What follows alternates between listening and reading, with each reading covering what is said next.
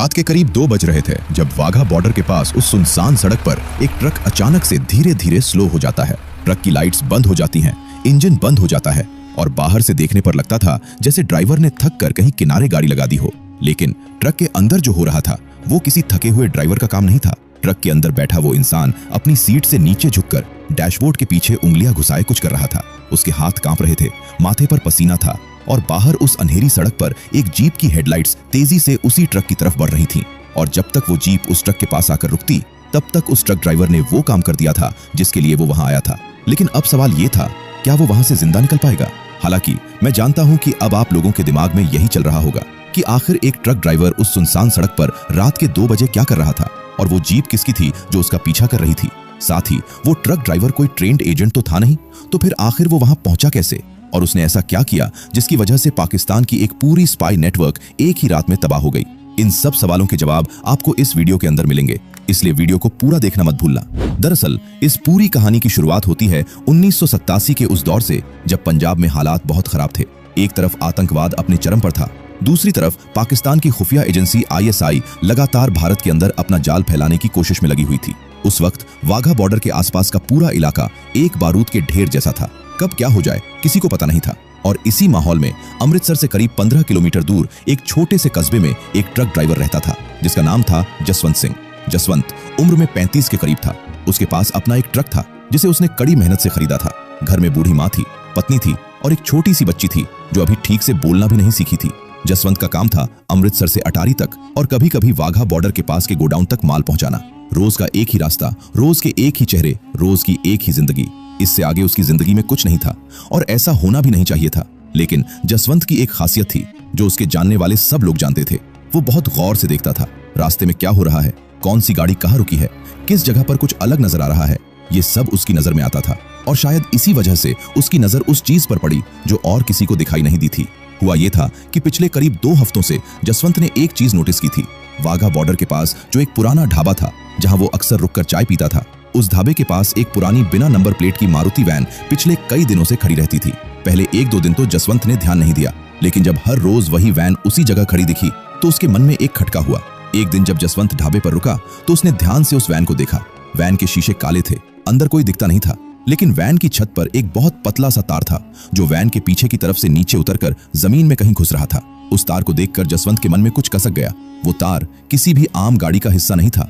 पहले तो जसवंत ने सोचा शायद वो सोच ज्यादा रहा है, लेकिन फिर एक रात जब वो माल डिलीवर करके वापस लौट रहा था तो उसने देखा कि वही वैन जो दिन में वहां खड़ी रहती थी रात के अंधेरे में उस सुनसान सड़क पर चल रही थी और उसके पीछे पीछे एक और गाड़ी थी। दोनों गाड़ियां बिना लाइट्स के चल रही थीं, बिल्कुल धीरे धीरे, जैसे कोई नहीं देखे इसलिए। उस रात जसवंत घर पहुंचा तो उसने अपनी पत्नी से सिर्फ इतना कहा, सोने से पहले एक काम है, और वो सीधा निकल गया अपने पड़ोसी के घर की तरफ जो पंजाब पुलिस में एक कांस्टेबल था। जसवंत ने उसे वो सब बताया जो उसने पिछले 2 हफ्तों में देखा था। अगली सुबह दोनों पुलिस स्टेशन पहुंचे। वहां के एक सीनियर ऑफिसर ने जसवंत की बात सुनी, कुछ नोट्स लिए और उसे बोला, तुम जाओ, हम देखते हैं। जसवंत को लगा बात खत्म हो गई। वो वापस अपने ट्रक पर बैठा और निकल गया। लेकिन उस रात उस ऑफिसर ने वो सारी इंफॉर्मेशन इंटेलिजेंस ब्यूरो को भेज दी और IB ने जब वो इंफॉर्मेशन रॉ तक पहुंचाई तो रॉ के अफसरों के कान खड़े हो गए। दरअसल रॉ को पिछले कुछ महीनों से एक बात की भनक थी कि ISI ने पंजाब बॉर्डर के पास एक ऐसा कम्युनिकेशन सेटअप लगाया है जिसके जरिए वो पाकिस्तान में बैठे अपने हैंडलर्स को रियल टाइम में भारत की फौजी मूवमेंट की जानकारी भेज रहे थे।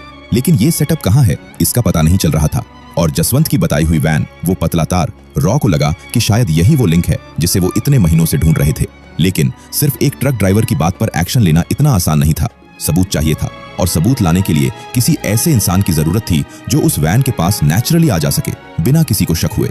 और उसी रात रॉ के एक ऑफिसर ने जसवंत के घर का दरवाजा खटखटाया। जसवंत ने दरवाजा खोला तो सामने एक सादे कपड़ों में एक आदमी था जिसने सिर्फ इतना कहा, अंदर बात करनी है, अकेले। उस ऑफिसर ने जसवंत को बताया कि उसकी दी हुई इंफॉर्मेशन बहुत जरूरी है और अगर वो वैन सच में वही है जिसका उन्हें शक है तो ये पूरे पंजाब की सिक्योरिटी के लिए बहुत बड़ा खतरा है। फिर उसने कहा, हमें तुम्हारी जरूरत है सिर्फ एक काम के लिए। तुम रोज उस ढाबे पर रुकते हो, तुम्हारा वहां आना जाना नॉर्मल है। हमें बस इतना चाहिए कि तुम एक बार उस वैन के बिल्कुल पास अपना ट्रक रोको और हमारे एक आदमी को मौका दो कि वो उस वैन के नीचे एक ट्रैकिंग डिवाइस लगा सके। जसवंत का दिल धक से रह गया। उसने एक लंबी सांस ली और बोला, अगर वो लोग देख लें तो? उस ऑफिसर ने कहा, इसीलिए तुम हो, तुम वहां रोज रुकते हो, तुम पर कोई शक नहीं करेगा, बस नॉर्मल रहना। जसवंत उस रात सो नहीं पाया। एक तरफ डर था, इतना बड़ा डर, जो उसने अपनी जिंदगी में पहले कभी नहीं महसूस किया था। उसकी माँ थी, पत्नी थी, वो छोटी बच्ची थी जो अभी तक ठीक से बोलना नहीं सीखी थी। लेकिन दूसरी तरफ कुछ और भी था। वो पंजाब जहां वो पला बढ़ा था, वो सड़कें जहां उसने अपने ट्रक के पहिए घुमाए थे, वो लोग जिनके घरों तक उसने रोजाना माल पहुंचाया था। उन सब के बारे में सोचते हुए जसवंत ने उस रात एक फैसला किया। अगली सुबह उसने हाँ बोल दी। जो प्लान बनाया गया वो सिंपल था। जसवंत रोज की तरह उस ढाबे पर रुकेगा।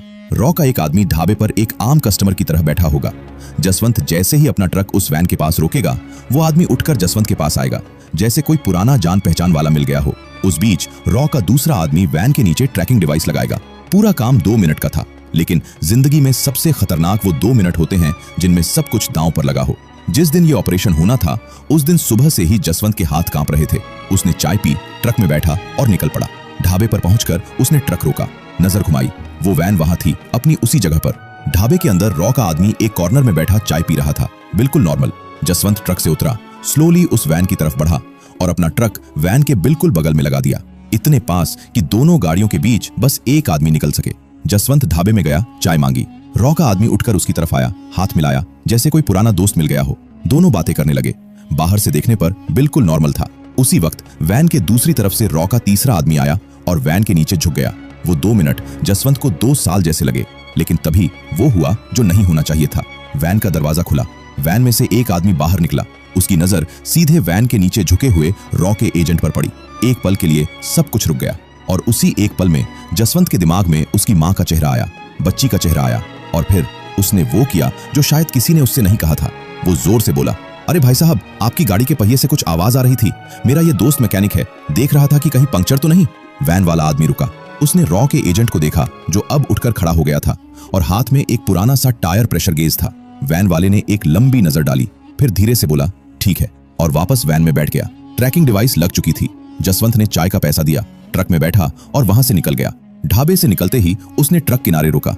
उसके हाथ इतने कांप रहे थे कि वो स्टीयरिंग नहीं पकड़ सकता था। वो बस सड़क किनारे बैठ गया और उसकी आंखों से आंसू निकल आए, डर के नहीं, राहत के। उस ट्रैकिंग डिवाइस ने रॉ को वो सब दे दिया जो उन्हें चाहिए था। अगले 2 हफ्तों में उस वैन की मूवमेंट्स ट्रैक की गईं। पता चला कि वो वैन एक ऐसे नेटवर्क का हिस्सा थी जो पंजाब के अलग अलग हिस्सों में भारतीय फौज की मूवमेंट की जानकारी इकट्ठा करके पाकिस्तान तक पहुंचा रहा था। उस नेटवर्क में कुल 9 लोग थे और उन 9 में से 7 को अलग अलग जगहों से एक ही रात में उठा लिया गया। बाकी 2 पाकिस्तान भाग गए।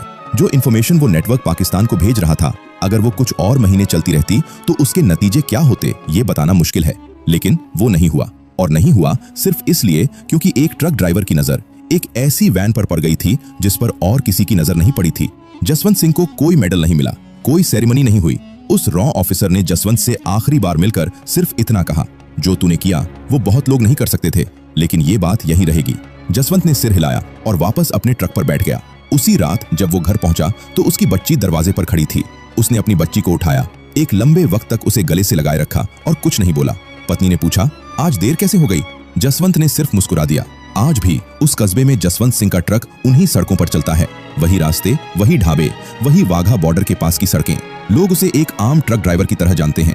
कोई नहीं जानता कि उस आम से दिखने वाले इंसान ने एक रात अपनी जान दांव पर रखकर एक पूरे नेटवर्क को तबाह कर दिया था। वो कहते हैं कि कुछ जंगें टैंक्स और मिसाइल से नहीं, एक चाय की दुकान पर रुके हुए एक ट्रक ड्राइवर की तेज नजर से जीती जाती हैं। जसवंत सिंह उन्हीं लोगों में से था जिनका नाम कोई किताब नहीं लिखती, जिन्हें कोई स्टेज पर नहीं बुलाता, लेकिन जिनके बिना शायद ये कहानी कुछ और ही होती। दोस्तों, अगर हमारी ये 2D एनिमेशन वाली वीडियो आपको पसंद आई हो तो वीडियो को एक लाइक और चैनल को सब्सक्राइब जरूर करें। हम आगे भी ऐसी ही सच्ची और अहम कहानियां 2D एनिमेशन के जरिए आपके लिए लाते रहेंगे। इसलिए चैनल को सब्सक्राइब करना न भूलें, क्योंकि आपका एक सब्सक्राइब भी हमें बहुत ज्यादा मोटिवेट करता है।